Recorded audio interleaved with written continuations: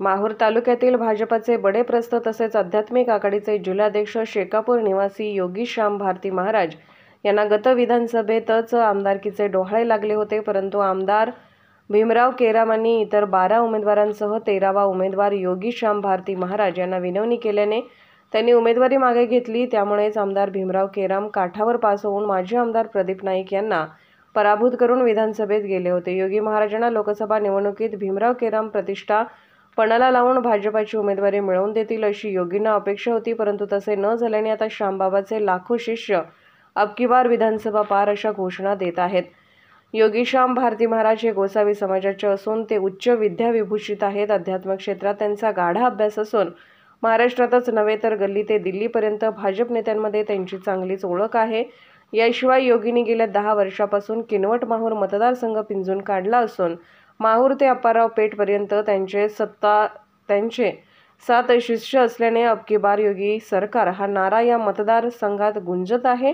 भाजप नेतृत्वाला पण महाराजांची राजकीय शक्ती माहीत असून अनेक मान्यवर नेते त्यांच्या आश्रमात आशीर्वाद घेऊन आमदार, खासदार, मंत्री झाले आहेत। हे सत्य पण कुणालाही नाकारता येणार नाही। आज घडीला महाराष्ट्रात सत्तेवर असल्यानेच डझनावर इच्छुक उमेदवार भाजपकडे विधानसभेची उमेदवारी मागत आहेत।